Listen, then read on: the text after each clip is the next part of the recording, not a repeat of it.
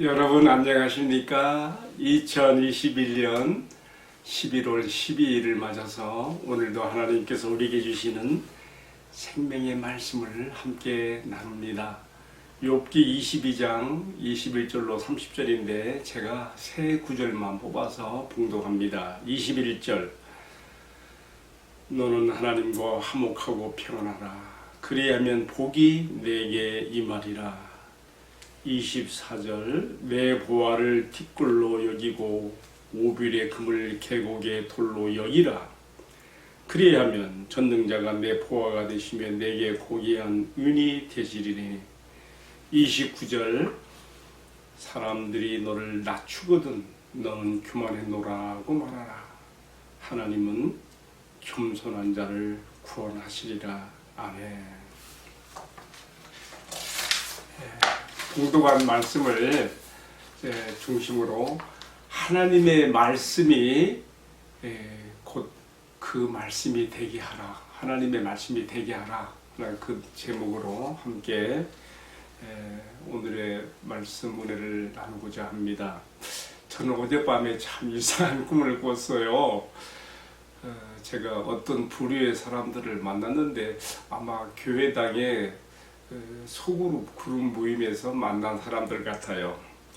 내 앞에 앉아있는 분이 연갈색 가죽 자켓을 입었는데 그분이 입은 그 옷이 밋밋해요. 무늬도 없고. 그래서 제가 옷의 옷깃 칼라 이 옷깃 칼라 부분에 멋진 무늬 모양을 제가 새겨준다고 뾰족한 송곳으로 이렇게 제가 작업을 했습니다. 그분의 이목구비하고 딱 어울리는 그런 무늬 모양의 그 작업을 했는데요. 나는 정말 잘한다고 했는데 작업이 끝나자 그는 마음에 들지 않아 하면서 불편한 기색을 드러내며 이 옷은 120만원이나 주고 산 옷인데 이렇게 말하면서요. 겉으로 표현은 아니지만 나에게 손해배상을 요구하는 요상한 뉘앙스를 풍기기에 제가 꿈속에서 굉장히 괴로워하다가 새벽에 잠이 깨었습니다.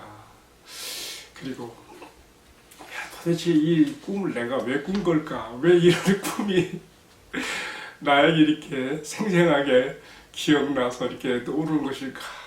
어떻게 이 의미를 알 수 있을까? 그래서 의미를 알지 못하고 의문을 풀지 못한 채 그냥 오늘 아침에 큐티 묵상에 제가 들어가게 되었습니다. 그런데요, 제가 오늘 말씀을 읽으면서 마음에 다지린 게 있어요. 내가 다른 사람을 위해서 다른 사람의 유익을 위한다고 한 일들이 사실은 도리어 그 사람에게 해를 끼치고 민폐가 되는 일도 있다는 것을 제가 생각하게 되었습니다.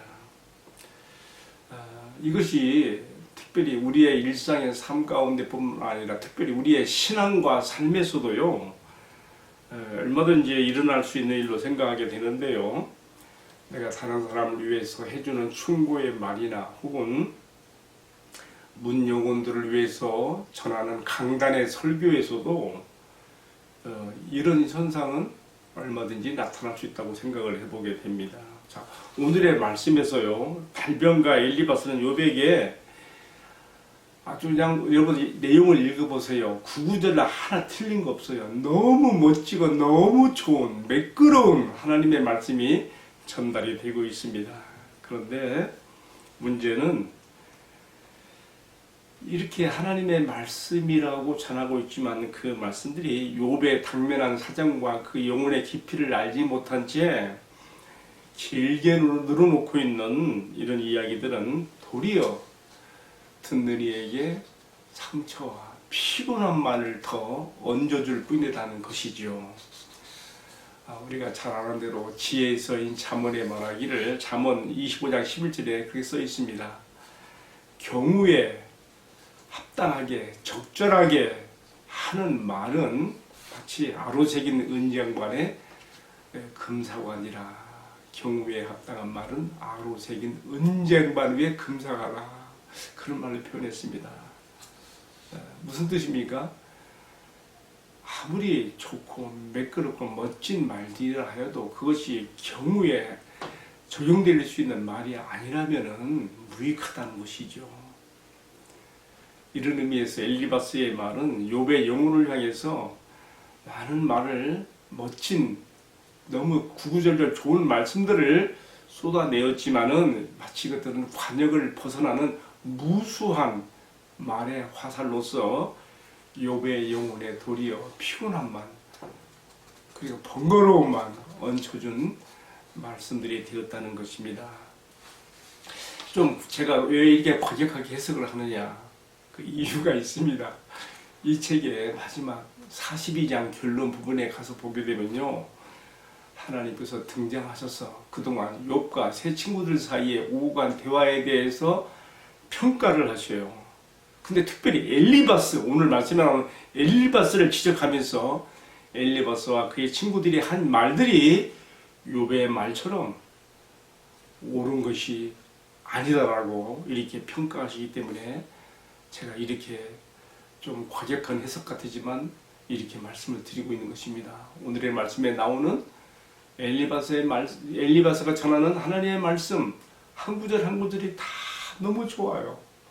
그러나 그것들이 다 빗나간, 영혼을 향해서 빗나간 말의 화살들이 되었다고 하는 거, 참 이런 현상들이 얼마든지 우리의 목회 현장의 강단 설교에서 또 내가 다른 사람에게 하는 중고에서도 나타날 수가 있는 것입니다.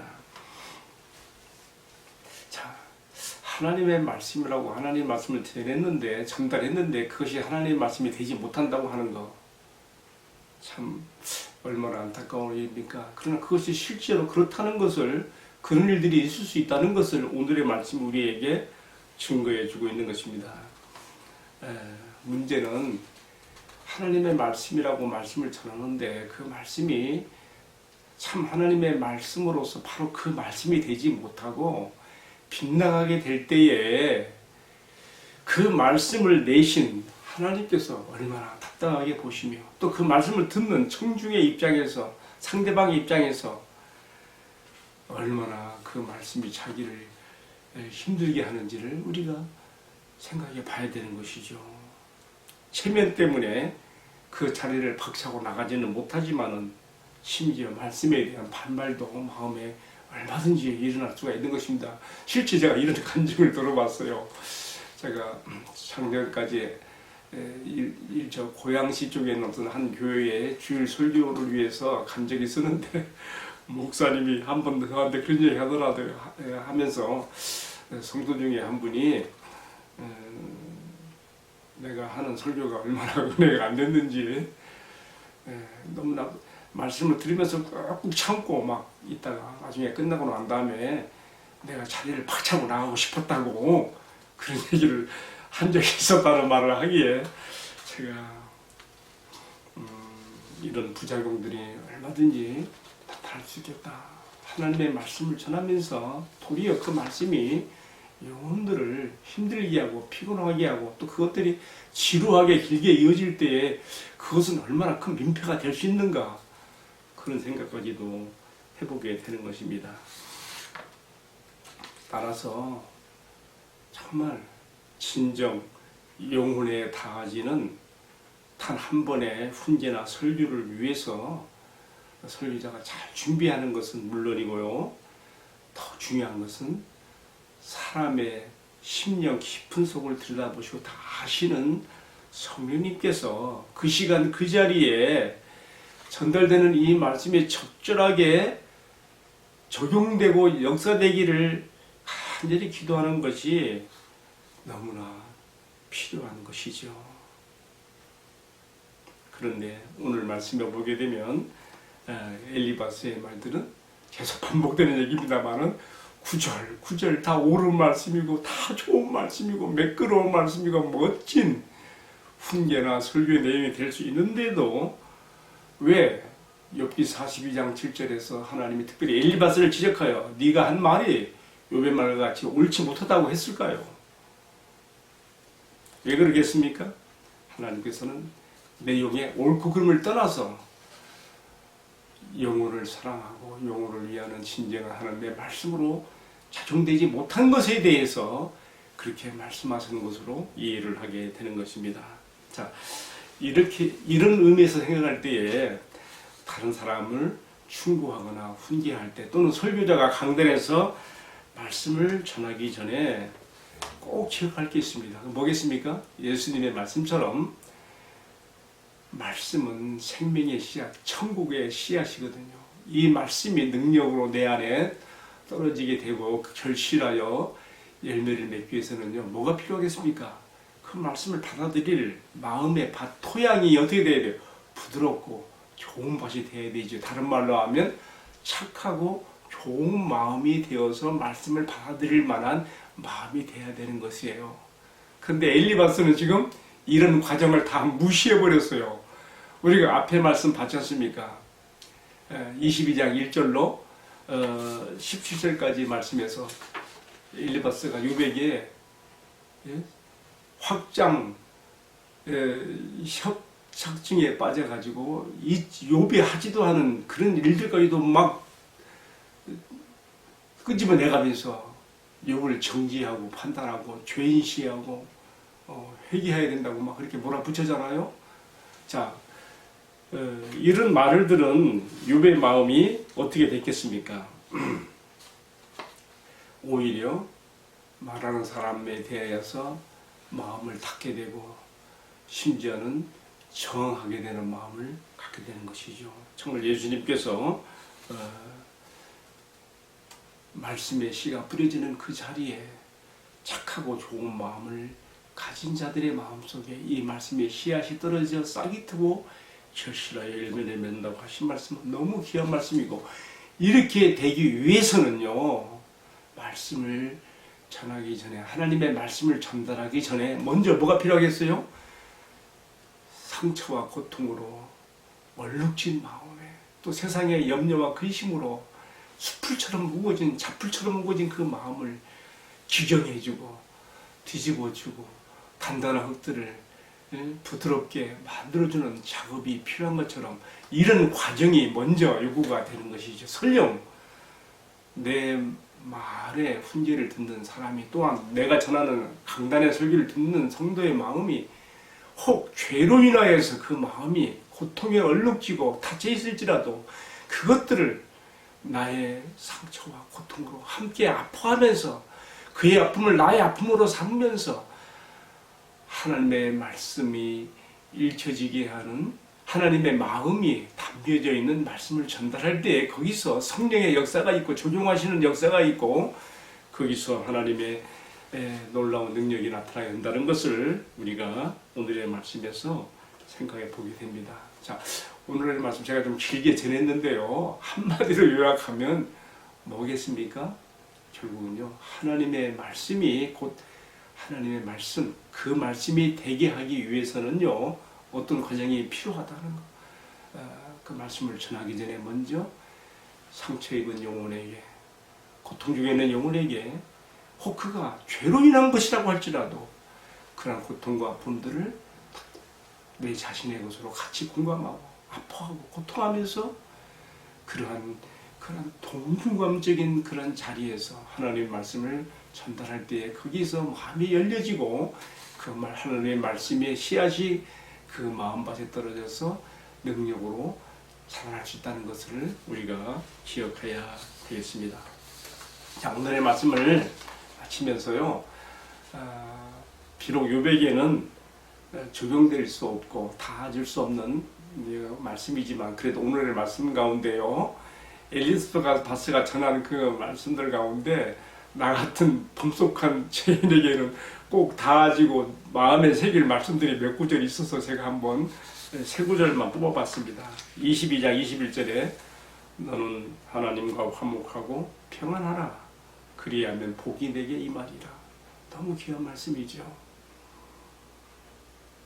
두 번째로 22장 24절로 25절에 뭐라고 써 있는가 하면요, 내 보화를 티끌로 여기고 오빌의 금을 계곡의 돌로 여기라. 그리하면 전능자가 내 보호가 되시며 내게 고귀한 은이 되시리라. 너무 좋은 말씀이죠. 다른 말로 하면 너에게 가장 소중하게 여기고 귀하게 여기는 것이 무엇이냐? 그것이 하나님이 되게 하라. 그리하면 다른 모든 좋은 곳에 부족함이 없게 하나님이 하신다고 하시는 그 말씀이죠. 자, 세 번째로 하나만 더 제가 오늘 말씀 구절에 추천합니다. 22장 29절이에요. 사람들이 너를 낮추거든 너는 교만해노라고 말하라. 하나님은 겸손한 자를 구원하시리라. 아멘. 그렇습니다. 우리가 어떤 사람들로부터 어떤 모욕이나 나의 자존심을 꾸기기는 또 나의 마음을 한없이 이렇게 참 무너뜨리게 하는 그런 얘기를 들을 때에 단지 그것을 그 사람의 입에 말에 그대한 그 혐오감으로 듣지 말고 내 귀에 이런 말이 들리게 하신 하나님 앞에서 겸손하게 자신을 돌아보고 낮아질 때에 하나님께서 나를 일으켜 세워주신다고 하는 이 말씀도 여기에 담겨 있습니다.